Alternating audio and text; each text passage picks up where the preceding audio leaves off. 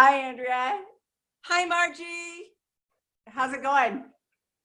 Love it. It's very warm in Montana. Finally, the weather I love. Got my short sleeve shirt on, living the good life. I know. And it's raining here. You see my long sleeves and the hair's up because it was like humid. Yeah. So what do you have for us? I know we've got this full moon in Scorpio. Exactly. It is full moon in Scorpio. Happens Saturday, this Saturday, May 18th, 3:11 Mountain Time, 2:11 Pacific. I call this full moon, passion is your winning ticket. So I'm going to get into the energies. First, a little reminder on what a full moon is. A full moon highlights, shows off, lets us know what's happening in our life, what we've been doing or what we haven't been doing. And so, you know, it's a chance for us to look at what we've created and what needs to be shifted, if anything. Maybe it's fabulous. Yeah. Okay, so let's talk about Scorpio energy. So Scorpio is a deep, mysterious life force energy. It is, you could call it passion, desire, or intensity, and it's associated with deep feelings, that place where we don't know where stuff is coming from. We just are loaded with passion. And that's why it's mysterious sign. So because we don't know why we're attracted to the things that we are sometimes. If you've ever had a love and you just had to go after it, you'll know what I mean, whether it was a romantic love or just something that you had to do. So Scorpio has a history of being linked to witchcraft and sorcery because its theme is around the force that creates life or takes life around death. It's got to do with rebirth and transformation. And in general, religions don't like the competition with God, because if you tap into these energies, these are the creative, godlike energies. So God doesn't like competition. It is very important, therefore, for you to be able to tap into your passions, to get over this idea of taboo. We've had 2,000 years, we'll say, of this kind of energy, this deep internal life force energy, the creation as being taboo. People back away from it. They don't want to explore it. But to get your winning ticket, you have to go there. You have to evaluate. And this it's being exposed, right? Like we're seeing this more and more. Right. And it feels like with this full moon as it's coming in, that it's really pushing us to see that part of ourselves and those structures, right? That are really no longer of service to us. Exactly. And I call Scorpio the life force energy because it is those deep, secretive feelings that create the desire, propel us to act, and to create in the physical, to create something in the physical. And so that's the power. I mean, it's really a powerful, Scorpio gets a bum rap. I always say that. And it's just because people don't understand it. It's associated with, like I said, sex, because what happens, you're attracted to somebody, you attract somebody, you get physical, you get passionate, your bodies are involved, full emotion is involved. Sometimes babies come from it. So we have more creation upon creation.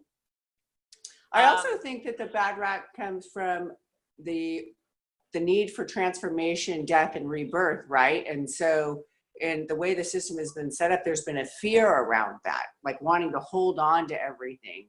And Scorpios they're like, come on, let's do this. Let's let go of the stuff that doesn't serve us and like, boom, blossom again and then redo it again. Agreed. I have some notes here. So it involves deep exploration of oneself. And a lot of people just don't want to go there. It also means that and this goes right back to the theme that we talked about 2 weeks ago, which is living an exquisite life, living an authentic life. If you're tapped into your own life force energy and you're suddenly aware you're being pushed around by other people's ideas, you're allowing yourself to be pushed around by society's ideas, the culture's ideas, your parents' ideas, whatever. Suddenly it creates a discomfort because you're keenly aware that you're not tapped into your own deep passion, your own deep emotions. Yeah, that's right. And that exquisite life that we all want. Right. And when we give our life force energy away by doing what other people expect of us instead of being honest and integrous with ourselves, then that life force, we can feel our life force energy go away. We feel drained at the end of the day because we're not being filled. But if we went after what, the basic thing is, have you ever fallen in love and put all your energy and it just kept, you took yourself to physical exhaustion with it because, it was so empowering. It just felt so good. Well, that's how it's supposed to be, but with everything. Especially with ourselves, right? And that's where that going inward and knowing yourself is huge. And right in this, that's the depths of the Scorpio that wants to do that. Exactly. Right? And this full moon is supporting us to do that. It is. It's asking us to look deeply about where in our chart are we maybe putting our passion and our life force energy, and where are we not? So I'll go to that, but I want to talk about this axis of Scorpio and Taurus. We had a Taurus New Moon, which said, look around you, look at your body, look at your life, look at your surroundings. Do you have the life? Are you pleased with your life? Taurus, some keywords with Taurus are also prolonged pleasure and going the distance to get the physical job done. And Taurus is known for, like I said, beautiful surroundings, great food, the Epicurean, food and drink. These go hand in hand because what shows up in your Taurus physical life is directly proportional to the life force Scorpio energy that you're putting into it. You can't separate them. Got it. That's so powerful, Andrea. Yeah. I'm glad you're well, I'm feeling into it, and it really is resonating with the energies that I've been feeling and watching around not only myself but other people, right? Right. And we'll get into your chart. But just to wrap this up, so the moon highlights our creative powers or our life force that's creating the life we want to live, the exquisite life, the emotion, the intensity, the passion, the going within and tapping to what excites us is a driving force, a catalyst to create the external environment that we want. A lot of times people just go for the money or go for an external, but the path there isn't driven by that life force and things go flat. And then they wonder why the external isn't matching or isn't giving them what they want. Because that Scorpio, honest, intense emotion is not aligned. So I give Scorpio the winning ticket if you do the work, if you're willing to go within and really be honest. And sometimes what it means is you've got to pull away from people who may be putting a little bit too much influence on pulling you away from that honest emotion that you have. Yeah, and diving into the parts of ourselves that maybe we're unfamiliar with, right? That we have like forgotten about or pushed down because of either society, people, fear, expectation, whatever that is. And it's so interesting because as you're speaking about this, I'm like, that's the key to manifestation. Yep. Yep. And I know that law of attraction, there's slightly different ways. Of course, I'm going to state it from an astrological viewpoint. I'm going to go out on a limb and say the reason why Scorpio has been maligned as being witchcraft and sorcery is because those powers that be that want to control us do not want us accessing and tapping into this life force energy. They have nothing to gain by us being powerful manifestors and for living a passionate life that yields fantastic physical results. Okay, they don't want that. And so for me, this is how I view the law of attraction, is through astrological eyes. But for others who are not into astrology, this theme of passion is your winning ticket definitely goes along with law of attraction. Yes. Yeah. And it puts you in alignment with your authentic self. How can you go wrong there? Once again, we're on this theme of living an authentic life, an exquisite life, and looking at these conversations as a way of understanding how the laws of nature, how to get the laws to work with us. Yeah. So some questions are, am I in the flow with my desires and passions? You can journal these questions. Am I the authority of my life force energy, or do I give my power over to others by doing something other than my passion? What structures do I have in place to empower me to create the life I want?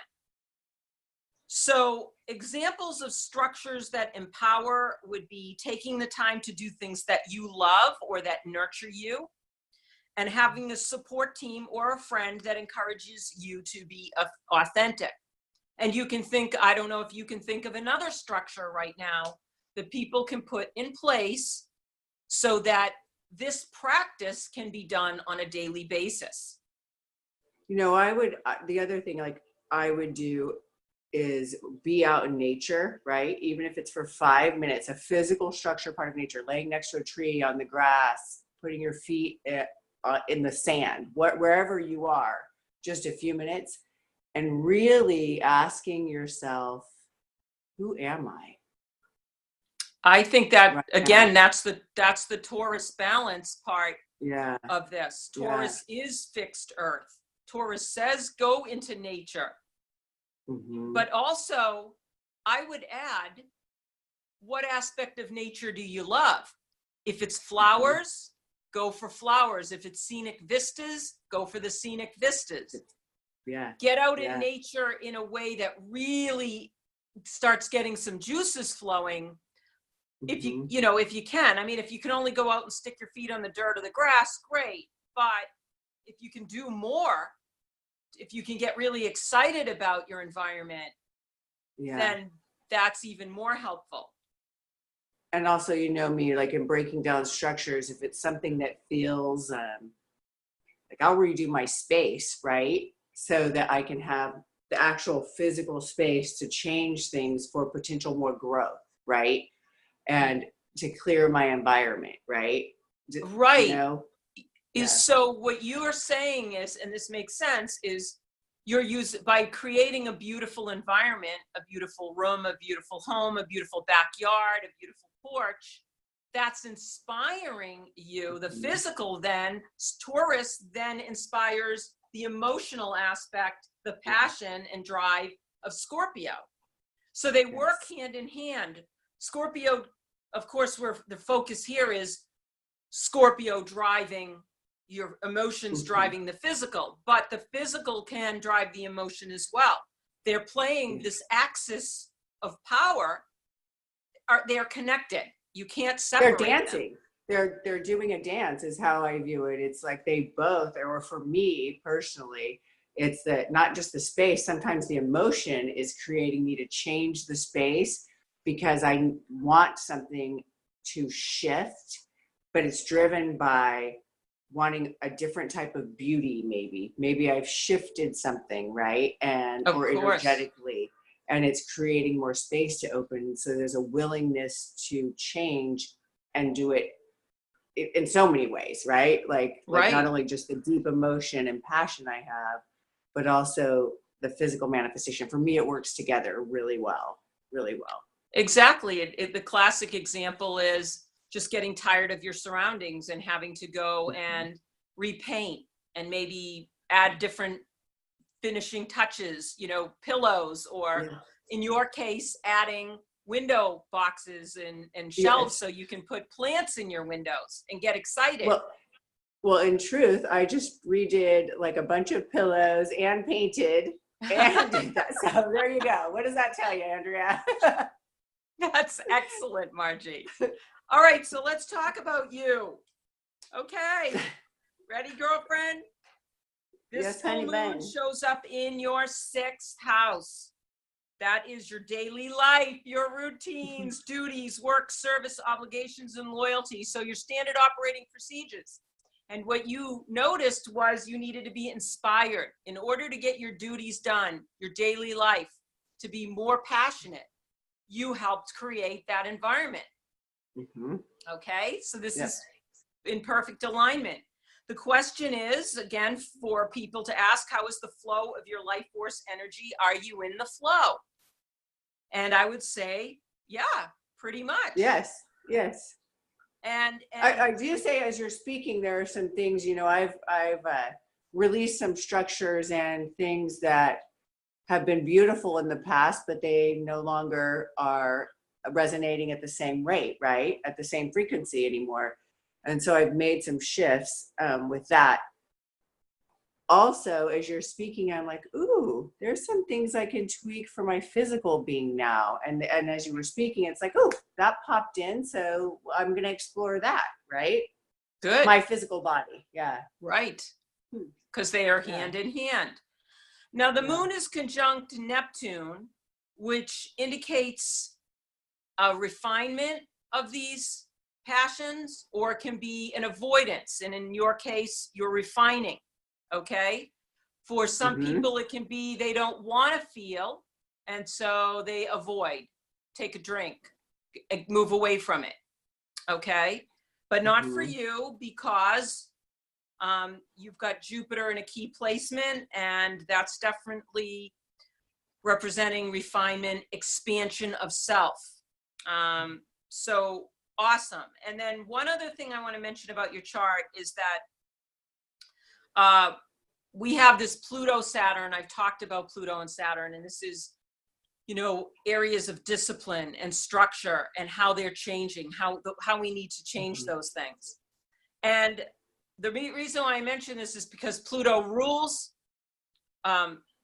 Scorpio. And so I look at that, and for you, it's going through your 7th house of face-to-face relationships with partners. And so a restructuring of the relationships that you're in, and in a rethinking, a reevaluating on how to not only be more empowered yourself, but how to, because I know you, Margie, you're also thinking about how to empower others as well. Yes. And so these two themes for you, not only your daily habits and your daily life, but also your face-to-face relationships, are taking center stage, showing up very strongly in this full moon. And for you to just make any shifts and tweaks so that you can, again, create in the physical the surroundings you want for yourself. Andrea, that is so spot on to what I've been feeling, and just some of the shifts that I felt, not only coming in personally, but also in relationships. Definitely. It's spot on. I do want to touch base a little bit and say, you said that for some people there would be an avoidance thing that would come into play. What are some tools that, go ahead. Okay. If somebody has an important part of their chart being impacted by Neptune, okay, you have Neptune in play, and Neptune is think the way I like to describe it for people who like images is a trident. Imagine you're holding the trident, and each tine of the trident has a very fine iridescent thread going up to the ethers. Now you're either tapped in and tuned in to the refined, subtle energies of intuition, dreaminess, things that happen when you're getting out of your mind and you're more into a relaxed dream state. But sometimes people don't feel that that's grounded enough and they get frightened. And so they don't want to tap into these feelings because they seem too mysterious, like they're coming out of the ethers from nowhere, and that maybe they think they're a little crazy. They're not. But this is when, and Pisces, this is sort of Neptune and Pisces are, they work together. And so this is a typical response of someone who's not ready to listen to their intuition, might be to pick up a drink or to avoid. Got it. Okay. Thank you for the understanding of that. Thank you. Thank you. Andrea, loving it. Loving it as always. We will see you, Margie, for the opportunity. For anybody that wants to find me, awakenastrology.com. They can also find me, my YouTube, which is Andrea Bryant, Awaken Astrology, Andrea Bryant. And you'll be able to find my videos. And if you need to watch the Exquisite Life video that we did 2 weeks ago. Yeah. And she's on Instagram. Whoop, whoop. Awaken Astrology. I do want to do a little mention that you do the new moon and full moon readings. And so people can get their own personal readings, like either way, right? Right. Monthly, right? And bi-monthly. Right. And I know people that do that with you, and it's been a huge benefit. So thank you so much, Andrea. Thank you for the opportunity, Margie. Love ya. Talk to you. Love you too. All right. Bye-bye. Bye.